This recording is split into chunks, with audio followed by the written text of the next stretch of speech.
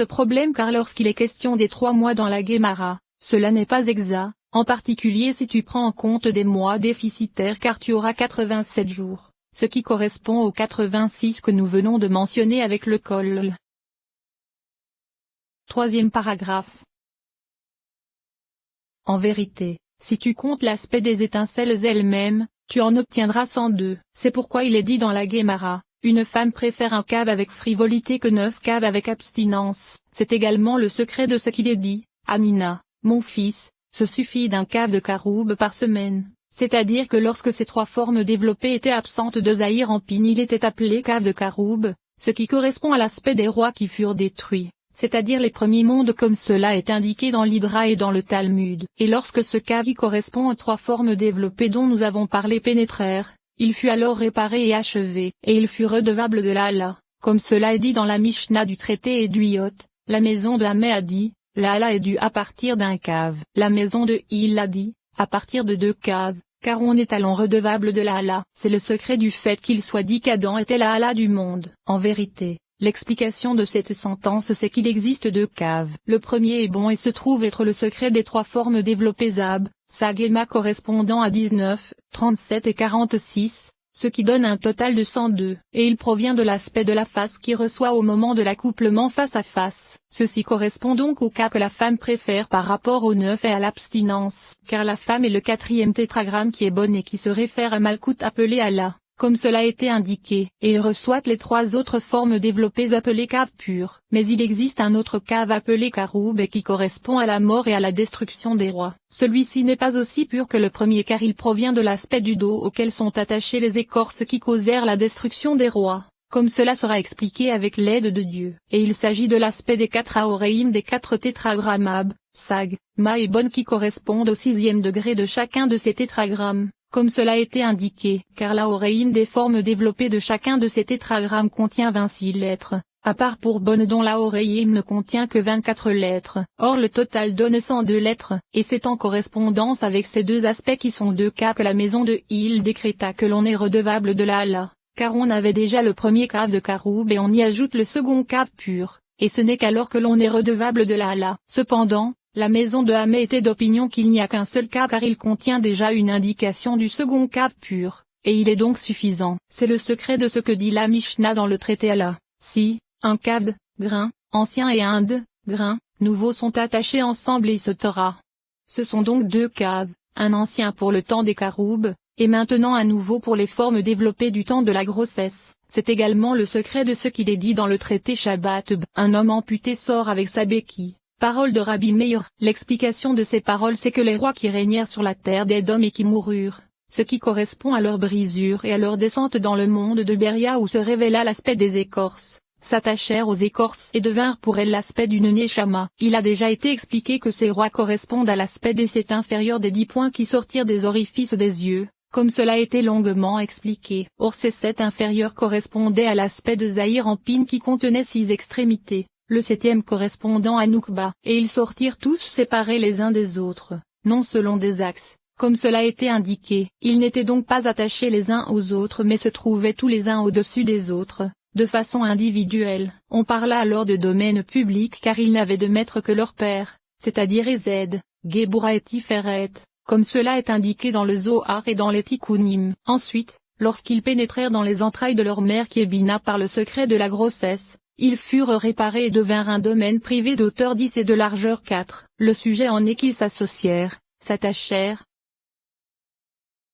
Commentaire. Ils s'attachèrent tous par l'aspect des axes liés que les textes appellent parsouf. Comprends bien cette introduction et souviens-toi que le mot parsouf que nous utilisons toujours signifie qu'ils étaient attachés les uns aux autres grâce aux axes qui se propageaient et se revêtir les uns les autres comme cela a été bien expliqué précédemment dans l'enseignement sur Adam Kadmon et Attik. L'ensemble des 6 extrémités définirent alors un parsouf unique appelé Zahir Anpin dont la largeur était de 4, c'est-à-dire des 4 lettres de Yahvé, et dont la hauteur était de 10, c'est-à-dire des 10 lettres de la forme développée en indice Aleph qui se réfère à Zahir Anpin comme nous le savons. Ainsi, ces rois n'auront pas terminé de se purifier jusqu'à l'avènement du Messie, car c'est seulement alors qu'ils seront totalement purifiés et que les scories seront annulées par le secret du verset, il engloutira la mort à jamais. Ainsi, le bien se trouvant en eux aura été purifié et se sera associé à la sainteté qui se sera purifiée peu à peu pendant ce temps, et lors de la venue du Messie ils auront achevé leur purification. Ainsi, ces rois qui se trouvent encore dans le secret de la Neshama vis-à-vis des écorces sont appelés domaine public, et toute leur nourriture et ce qui leur est prodigué n'arrive que par le secret du cas correspondant à l'aspect des formes développées cachées dans les noms Ab, Sag, Emma, soit 46, 37 et 19. Sache que lorsque le tétragramme est seul, sans forme développée, il est inférieur à la forme développée elle-même lorsqu'elle est seule. En vérité, lorsque les deux sont ensemble, le tétragramme est sa forme développée. Le tétragramme simple est alors par lui-même plus éminent que la forme développée se trouvant avec lui. Ceci demande à être étudié. En réalité, les rois dont nous avons dit qu'ils restèrent en bas par le secret du domaine public ne peuvent se nourrir que de ce cas qui est le secret du quart de Karoub, car les rois restèrent détruits et asséchés par le secret du verset suivant du premier chapitre du Sifra de Tzoniuta. Les premiers rois moururent. Cependant, du tétragramme lui-même ils ne peuvent pas se nourrir. Ainsi, le mot mi-oui a la valeur numérique d'Elohim afin de se référer aux rois dont nous avons dit qu'ils sont appelés Elohim, par le secret des jugements. C'est pourquoi ils ne peuvent se nourrir que de la forme développée qui correspond à la valeur numérique d'Elohim, or c'est la valeur numérique 102 comme nous l'avons indiqué. Ainsi, le jour du Shabbat il est interdit de déplacer un objet dans le domaine public car c'est le domaine des rois dont nous avons parlé. Il est donc nécessaire qu'ils se nourrissent et que la nourriture leur vienne du domaine privé qui correspond à Zahir Anpin après la réparation. Or Rabbi Meir était d'avis que lorsque Zahir Anpin se trouvait uniquement sous un aspect amputé, il sortait alors avec sa béquille dans le domaine public pour se nourrir, et puisque seul l'aspect du cave en question sortait, c'est pourquoi il fut également question d'amputation. Car le tétragramme lui-même qui était amputé s'élevait, et ce n'est que sa béquille qui est sa forme développée qui sortit pour se nourrir dans le domaine public. Or je t'ai déjà fait savoir plus haut que les trois tétragrammes Ab, Sag et Ma dont les formes donnent les 102, se réfèrent tous uniquement à Zahir Anpin, c'est-à-dire à l'aspect de ces Z, Gebura et Tiferet. C'est pour cette raison que Zahir Anpin est dit amputé d'après le verbe kata dont la valeur numérique est celle d'Ab, Sag et Ma avec le kol. En effet, ils s'élevèrent alors que leur forme développée constituant le cas sortir à l'extérieur. Sache également qu'il a été expliqué à propos du Shabbat que tout attachement des écorces au jour du Shabbat se fait uniquement sur Netza,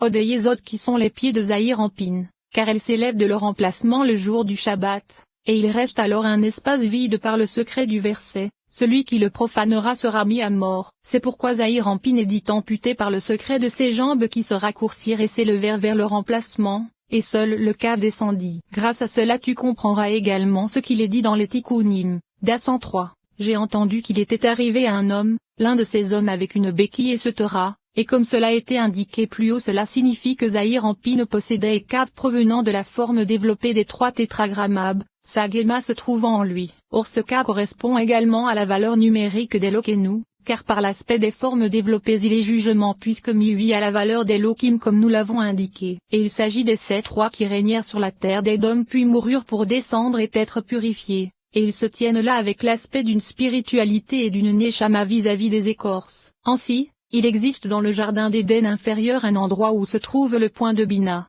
et c'est là, proche d'elle, que ces rois qui régnèrent en terre d'Édom ainsi que les neshamot des justes se tiennent tous, car ils proviennent de l'aspect des hommes avec une béquille puisqu'ils proviennent du secret du cave. C'est la raison pour laquelle ils doivent se revêtir de ces béquilles. Mais ceci est suffisant à ce sujet. Grâce à cela tu comprendras également ce qu'il est dit dans l'introduction des Tikkunim, tout maître de la terre d'Israël, tout maître de Babylone, et tout maître des autres pays. C'est-à-dire que lorsque Zahir Anpin sortit pour prodiguer à ces rois qui se tenaient hors du pays, il ne le fit que par l'aspect de leur forme développée comme nous l'avons expliqué. Ainsi, l'aorème simple de Ma en indice Aleph correspond à 72 et sa forme développée à 130, les deux donnant la valeur numérique du mot Rv, ce qui correspond à tout maître de Babylone. Et c'est le secret du verset, voici, l'Éternel chevauche une nuée légère et arrive en Égypte. Car en sortant vers l'Égypte qui se trouve hors du pays il le fit par le secret de la nuée légère correspondant à la valeur numérique 202, et le mot rabat correspondant également à 72 et 130 avec le kol. Cependant, en terre Israël nous avons le secret de Rabbi avec l'ajout d'un yod, ce qui se réfère aux 10 lettres de la forme développée du tétragramme lui-même, par son aspect de la face, qui s'unissent à 72 et 130 pour donner 212. Ainsi, 72 et 130 avec les 4 lettres simples de Yahvé ayant la valeur numérique 26 donne le mot Rokev, c'est-à-dire également 26 et 202, car le nom Yahvé chevauche une nuée légère. Comprends cela. Quatrième paragraphe. En ce qui concerne les lumières, les étincelles et les réceptacles qui se trouvent dans la yésod de Bina, au niveau de la séparation, et dans la yésod de Tebouna, il me semble avoir entendu de mon maître de mémoire béni que les Okma et Bina supérieurs se revêtirent précisément d'Israël l'Ancien et de Tebouna, et c'est dans les entrailles de cette Tebouna que se produisit la gestation de Zahir Ampin. C'est pourquoi pour comprendre tout cela il me semble que lorsque Tebouna devint un vêtement parfait pour Bina, il se trouve que Bina revêtait la Hod et la moitié gauche de la yésod d'Arik Ampin, et c'est cette Bina que Tebouna revêtit. Cependant ce ne fut pas la totalité de Bina qui pénétra dans Tebouna, car en vérité la totalité de Bina revêtait la Hod et la moitié gauche de la yésod d'Arik Ampin puisque cela correspond toujours à sa longueur. En effet, avant que Netza, Hod et yésod d'Arik Ampin ne fussent contenus dans ses Z, Géboura et Tiferet, Bina revêtait la Géboura et la moitié gauche de la Tiferet d'Arik Ampin, et Tebouna ne revêtait Bina qu'à partir du torse vers le bas. Ainsi, c'étaient les trois premières de Tebouna qui revêtaient le ventre de Bina. Et c'est dans les trois premières de Tebouna, c'est-à-dire dans Bina que contenait Tebouna, que se fit la gestation de Zahir Ampin. Il se trouve qu'elle dirigeait et revêtait le ventre d'Ima. Ainsi, la gestation se fit dans la Bina de Tebouna et dans le ventre de Bina qui correspond à la yésod de la Bina supérieure. Et c'est dans le ventre de Bina qui correspond à sa yésod que s'élevèrent les lumières, dans la Bina de Tebouna que s'élevèrent les étincelles, et dans la yésod de Tebouna que s'élevèrent les réceptacles. Et lorsque Zahir Ampin sortit par le secret de l'enfantement provenant de Tebouna, il fut revêtu du secret de l'image se trouvant à l'intérieur de la seconde Tebouna, ce qui correspond à une troisième Tebouna dont la tête se trouve dans le ventre et la yésod de la première Tebouna qui est la seconde, car elle aussi revêtait la première Tebouna, tout comme la première Tebouna revêtait Bina. En vérité, en ce qui concerne l'emplacement de la séparation où se trouvaient les étincelles, cela a été parfaitement expliqué dans l'enseignement sur Rachel et Léa à propos du verset, le fruit de l'humilité. Il se trouve que lorsque nous disons que les deux que sont Bina et Tebouna ne formèrent qu'un seul parsouf, cela signifie que la première Tebouna qui est la mère des enfants descend parfois de son emplacement afin de se coucher sur les enfants. Il se trouve que l'on obtient un seul parsouf, en dehors de Bina qui forme un autre parsouf. Cependant, lorsqu'elle revêt Bina, le tout ne forme qu'un seul parsouf. Grâce à cela tu comprendras également ce que signifie le fait que la mère se couche sur les enfants. Il se trouve que la première Tebouna elle-même se couche car la seconde Tebouna devient l'image de Zahir Ampin et se trouve précisément appelée Zahir Ampin et non Tebouna. Et cette image se nourrit de la première Tebouna. Cinquième paragraphe. Nous allons détailler les particularités de la réparation selon les enseignements qui ont été rapportés. Ainsi, toute la Tsilut qui est constituée de 5 parts sophim apparut à partir des deux aspects que sont les tétragrammes Ma et Bon, ce dernier étant d'abord appelé Sag mais puisqu'il correspondait à l'aspect des Nekudot du nom Sag, le tétragramme Bon fut appelé monde des Nekudot. Souviens-toi de cela. Ainsi, Ma était le mâle et Bon la femelle, l'un le rouak et l'autre le nefesh. Et Atik contenait le nom Ma en tant que mâle et Bon en tant que femelle. De même, Arik Empire était Ma pour le mâle et Bon pour la femelle. Cependant, au-delà il n'en fut pas ainsi car les deux furent distincts. Le sujet en est que dans Arik Ampin et Atik le mâle et la femelle de chaque partzuge étaient réunis dans un seul parsouf. En effet, Atik et sa femelle ne formaient qu'un seul parsouf. C'est pourquoi le mâle ne provenait que de Ma alors que la femelle ne provenait que de Bon. Et il en était de même pour Arik Ampin. Cependant, au-delà les mâles se séparèrent des femelles car Abba est mâle et Ima femelle, et ils ne sont pas réunis comme dans le cas d'Atik ou d'Arik Ampin. En vérité, ils se séparèrent en deux parsoufim. Le mâle d'une part, et la femelle d'autre part. Ceci causa également une autre différence car étant séparés, si le mâle provenait seulement de Ma et la femelle seulement de Bon, il y aurait une grande différence entre eux et il ne pourrait y avoir adoucissement des jugements. C'est pourquoi il était nécessaire que le mâle contint Ma et Bon, la bonté et le jugement, et que la femelle contint également Ma et Bon, la bonté et le jugement. Grâce à cela il eut une sorte de rapprochement entre le mâle et la femelle, bien qu'il ne s'agisse pas d'une véritable association comme dans le cas du parsouf d'Atik ou de celui d'Arik Ampin. Et il en fut exactement de même pour Zahir Ampin et Noukba. Il se trouve qu'il existe donc 4 mâles et 4 femelles dans la Tsilut. En vérité, chaque accouplement des deux mâles et des deux femelles supérieures ne forme qu'un seul parsouf.